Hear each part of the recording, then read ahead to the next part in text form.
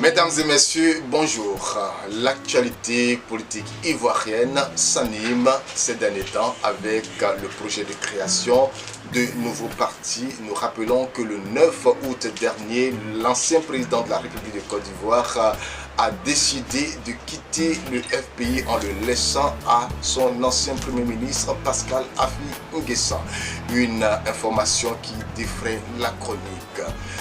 Monsieur Bertrand Dibi Ako, qui n'est plus à présenter sur Canal d'Ivoire, avait produit une déclaration dans laquelle il a salué la décision. Ceci amène l'équipe de rédaction de Canal d'Ivoire à avoir un entretien avec le président fondateur du parti Oufouettis pour la démocratie et la paix en Côte d'Ivoire. Bonjour à monsieur le président. Bonsoir monsieur David. Je rappelle que vous êtes le président fondateur du parti Oufouettis pour la démocratie et le développement en Côte d'Ivoire, PHDDCI. Alors, la première question est la suivante. Vous avez produit récemment une déclaration sur les antennes de Canal d'Ivoire dans laquelle vous avez salué la décision de création d'un nouveau parti, vous qui n'êtes pas membre du FPI. Qu'est-ce qui explique un tel soutien de la part du président du PHDDCI? On n'a pas besoin d'être du FPI pour saluer la décision et la sagesse du président Laurent Gbagbo. Le président Laurent Gbagbo est pour nous une icône nationale et africaine, donc une référence politique en Côte d'Ivoire et en Afrique. Il est présentement l'homme le plus crédible de la Côte d'Ivoire. C'est un véritable démocrate et un farouche combattant de l'injustice. Lui seul a pu vaincre toute une communauté dite internationale et leurs agents nationaux. Nous les connaissons tous. La France, les Nations Unies, l'Union Européenne, la CEDEAO et j'en passe. Il est sorti victorieux de la Cour pénale internationale malgré tous les moyens déployés par son rival pour le voir condamné à perpétuité. C'est donc un monsieur qu'il faut respecter. C'est d'ailleurs lui, le père du multipartisme en Côte d'Ivoire. Il est actuellement le plus grand homme politique de la Côte d'Ivoire. Alors, vous avez déclaré salutaire le choix du président Laurent Gbagbo de contourner l'obstacle qui est M. Pascal Affi N'Guessan. En quoi abandonner le parti, le FPI, aux mains de Pascal Affi N'Guessan est-il salutaire? La décision du président Laurent Gbagbo d'abandonner le FPI aux mains d'Affi N'Guessan est très salutaire.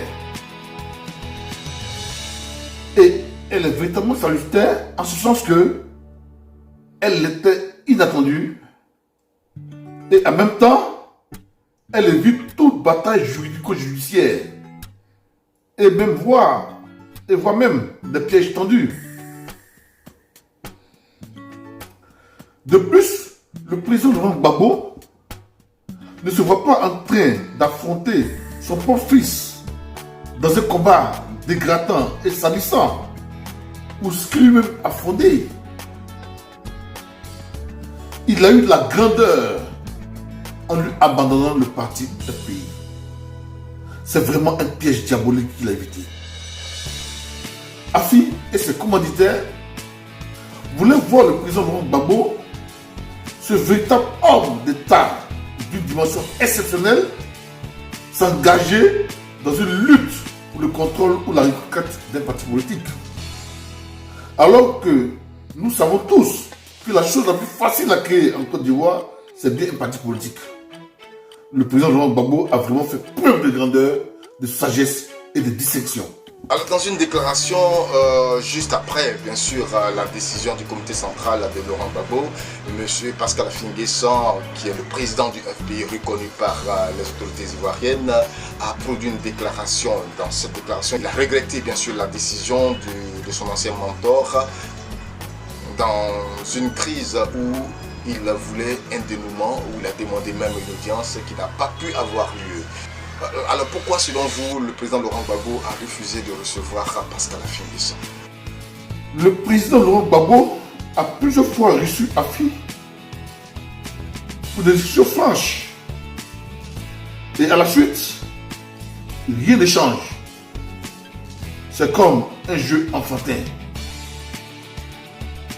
Afi N'Guessan a réagi le même jour parce qu'il ne s'attendait pas à une telle décision du président Laurent Gbagbo.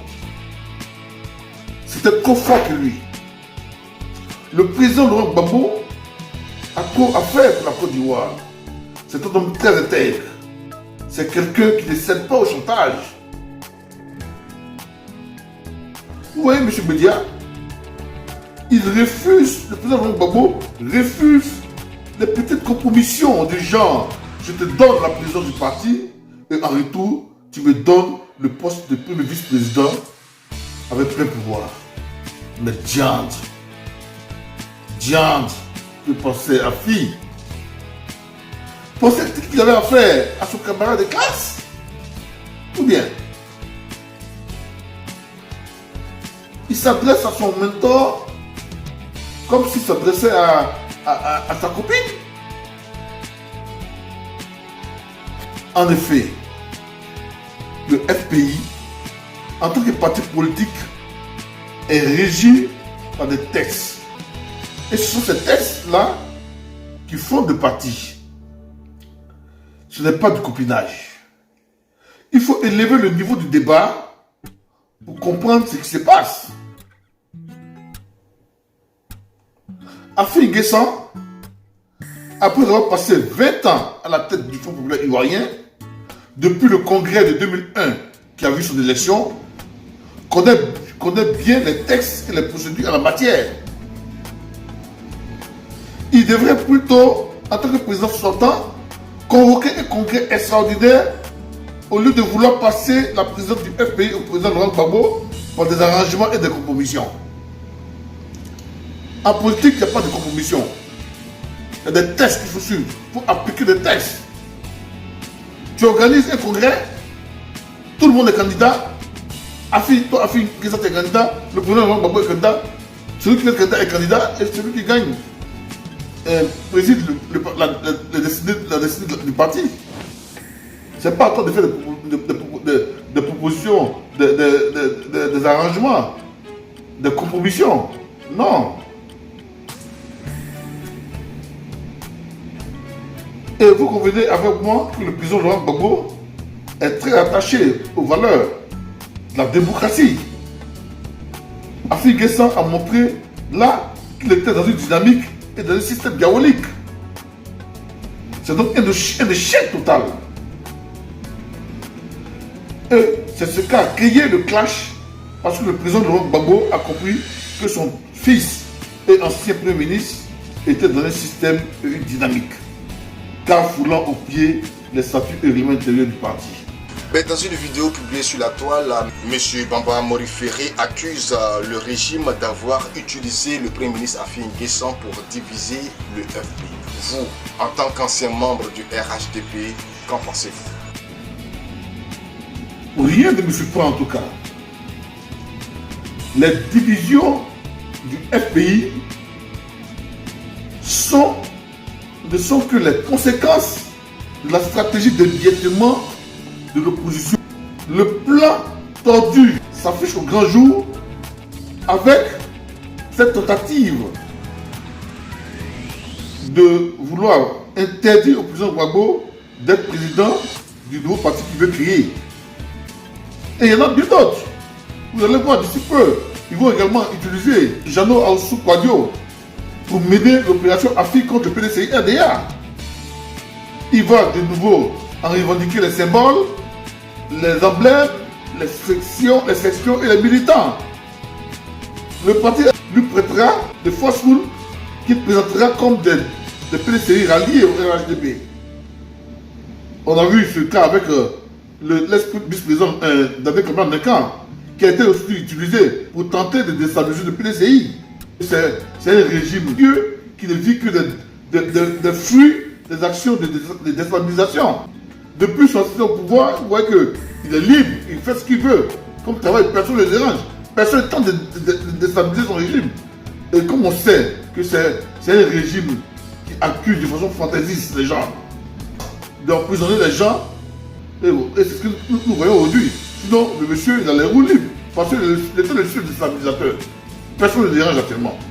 Alors la réaction de Pascal Affi-N'Guessan, c'était le 14 août dernier. Il a lui aussi convoqué un comité central qui a radié le président Laurent Gbagbo, fondateur du FPI, de son parti. Quelle lecture faites-vous?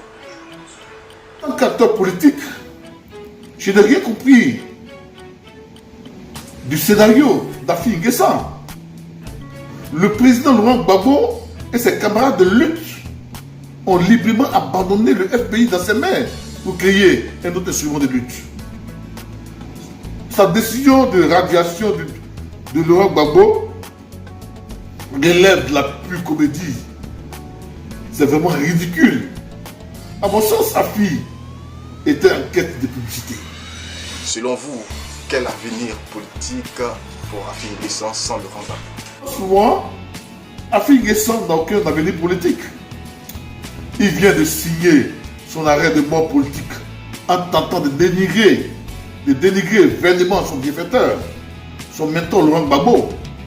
Il court un gros risque pour sa vie parce qu'il est facilement manipulable et achetable.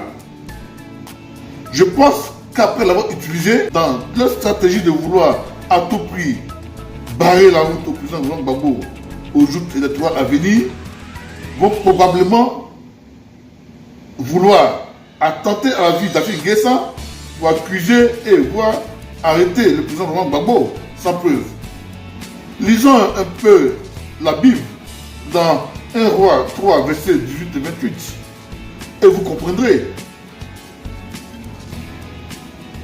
Puis encore, ouvrez vos yeux et sachez que l'histoire récente révèle que tous ceux qui ont dénigré ou ont forcé la main à leur mentor et partis sans leur bénédiction ne sont arrivés nulle part. Vous voyez par exemple au PDCI, le président, le vice-président Daniel Kama-Dinkran avec son PDCI Renaissance. Feu, le président Donald Laurent Fologo avec son RPP. Au FPI, le professeur Bandou Koulibaly avec son leader. Au FPI, l'ambassadeur Alcis Djedje avec son Concorde, etc., etc. Ils étaient tous partis en fanfare. Dites-moi, quelle est la réalité aujourd'hui? Aujourd'hui, Affi brade le FPI qui son mentor a créé au prix de sa vie. Affi traite le président Laurent Gbagbo de tout nom aujourd'hui. Et il insulte croyant être fort. Eh bien, c'est faux.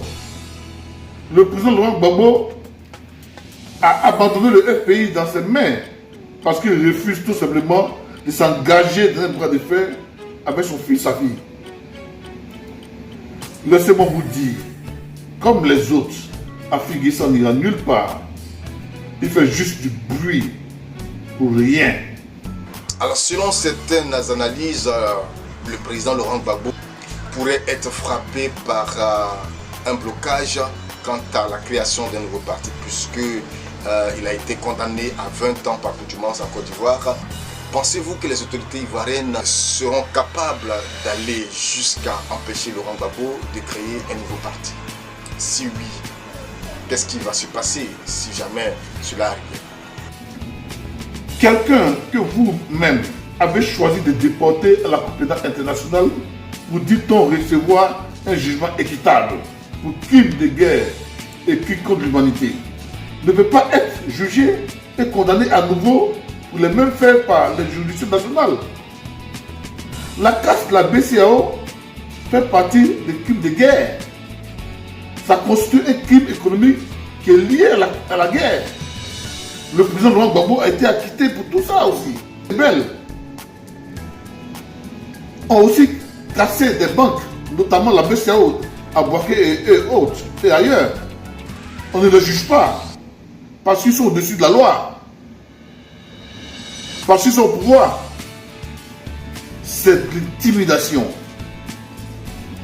Pourquoi le procureur Adou Richard n'a-t-il pas ordonné l'arrestation du président Gbagbo dès son arrivée à l'aéroport Félix Moigny d'Abidjan? Ça fait aujourd'hui 2 mois que le président Gbagbo circule librement à Abidjan. C'est de la pure distraction. Car la décision de la Cour pénale internationale est au-dessus des décisions des juridictions nationales.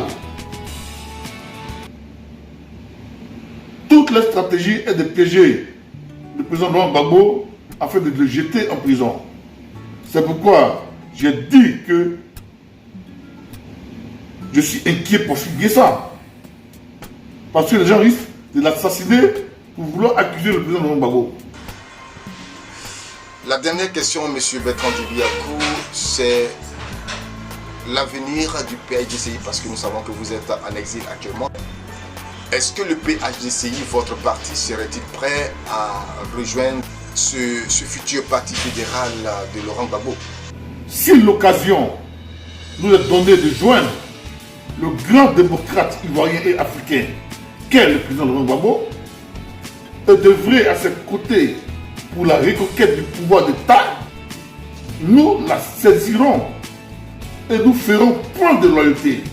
Parce qu'avec le président Laurent Gbagbo, c'est la Côte d'Ivoire et l'Afrique qui gagnent. Vous avez besoin d'un spot publicitaire pour vos produits, services ou événements. N'hésitez plus, Canal Ivoire est à votre disposition. Nous vous offrons également des espaces de diffusion pour une grande visibilité. Contactez-nous sans plus tarder.